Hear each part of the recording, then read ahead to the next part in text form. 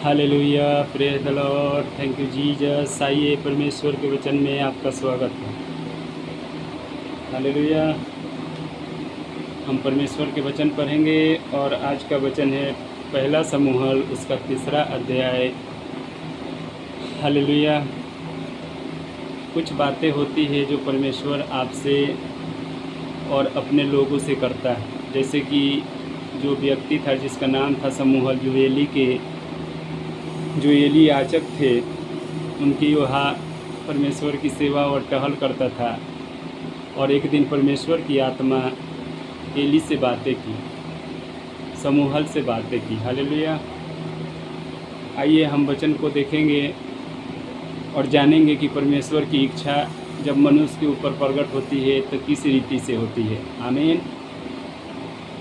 आइए हम वचन को पढ़ेंगे। वह बालक समूहल एली के सामने यहोवा की सेवा टहल करता था। उन दिनों में यहोवा का वचन दुर्लभ था और दर्शन कम मिलता था। हालेलुया। बाइबल बताती है कि एली के यहाँ जो समूहल था वो क्या करता था? सेवा टहल करता था। Thank you Jesus. और दूसरा वचन करता है कि और उस समय ऐसा हुआ कि एली की आंखें तो धुंधली होने लगी थी और उसे ना सूझ पड़ता था जब वह अपने स्थान में लेटा हुआ था और परमेश्वर का दीपक अब तक बुझा नहीं था। और समूहल यहोवा के मंदिर में जहाँ परमेश्वर का संदूक था लेटा था। तब यहोवा ने समूहल को पुकारा और उससे कहा, क्या आज्ञा? हालेलुया। Thank you Jesus.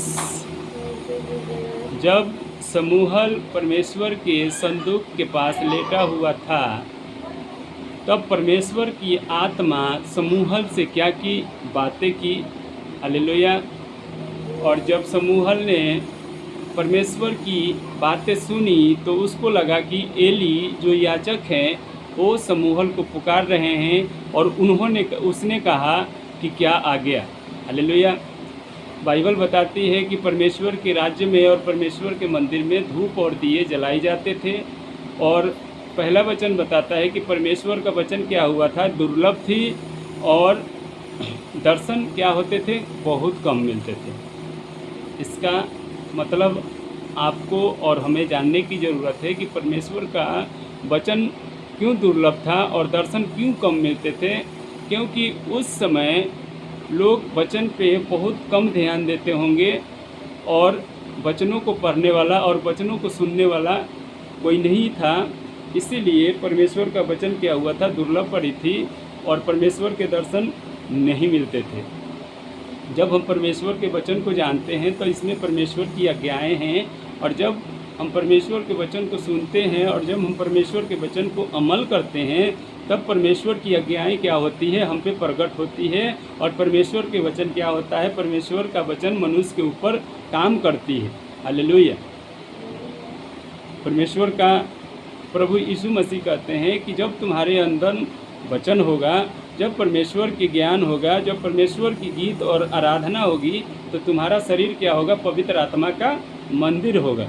कब? जब हमारे अंदर वचन होगा, जब हमारे अंदर विश्वास होगी, तब वचन क्या होगा? हमारे अंदर देहधारी होगा और एक नई आकार लेगी जिसमें परमेश्वर का प्रेम होगा। Hallelujah. So God bless you. परमेश्वर आज के वचन से आप सबको आशीष दें। और मेरा विश्वास है कि आप सब मेरे चैनल को देखते हैं और सुनते हैं हमारी 4 बातों की जो मुझे मिलती है वो मैं परमेश्वर की आज्ञा जानकर, परमेश्वर की आज्ञा मानकर मैं आपके बीच में आता हूँ ताकि इसमें परमेश्वर की महिमा हो। हालेलुया। मैं परमेश्वर का छोटा बेटा, मेरा नाम जितेंद्र है, क्योंकि मुझे विश्वास है कि परमेश्वर बड़े बड़े काम को करता है।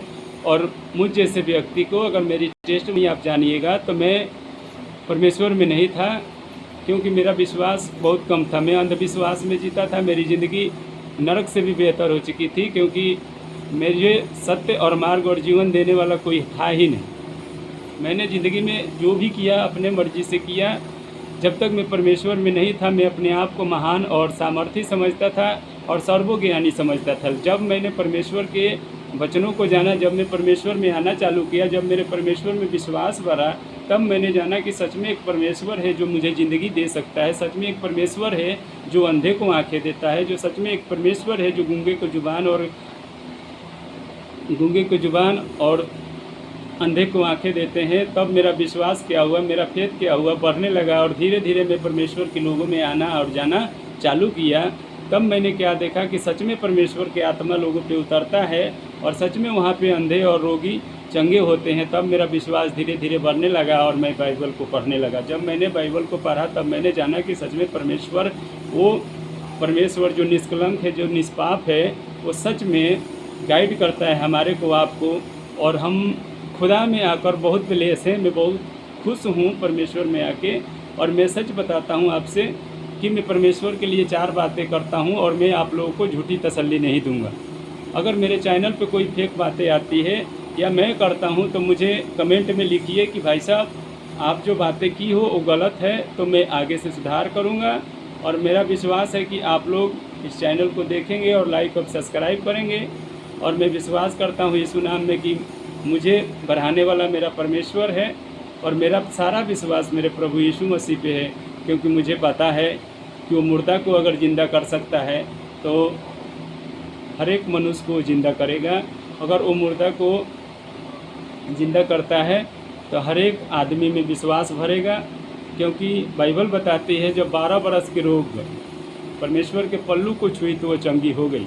और जब आपका विश्वास बढ़ा होगा और जब आप परमेश्वर के प्रति उसकी आज्ञाओं को, उसकी बातों को जानिएगा और जब आप बाइबल को अमल करिएगा, तो जिस तरह वो 12 बरस के लहू बहने की रोगन थी, जिसका लहू बहने का रोग था, वो ठीक नहीं हो रही थी और वो परमेश्वर के पल्लू को छुई और वो चंगी हो गई।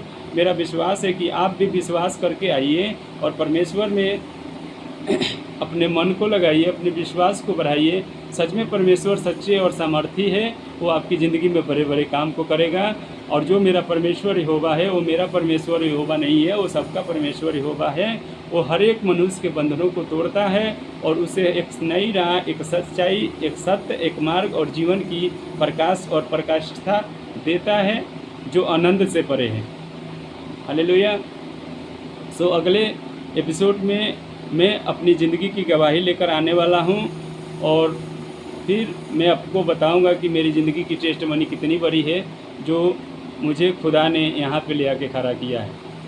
मेरा विश्वास है आप सब आशीषित हैं और जितने लोग परमेश्वर से प्रेम करेंगे और करते हैं वो सच में आनंदित रहते हैं, क्योंकि उससे दुनिया से कोई लेना देना नहीं होता है। उससे प्रभु से प्रेम होता है और प्रभु के आनंद में ही अपनी खुशियों को ढूंढता है। सो गॉड ब्लेस यू। परमेश्वर आप सबको आशीष दे और आपके बाल बच्चे और आपके घर और घराने परमेश्वर में आशीषित हो। हम इसी बात पे इस एपिसोड को रोकते हैं और परमेश्वर के मीठे और प्यारे नाम से मांगते हैं। आमीन आमीन। Thank you Jesus.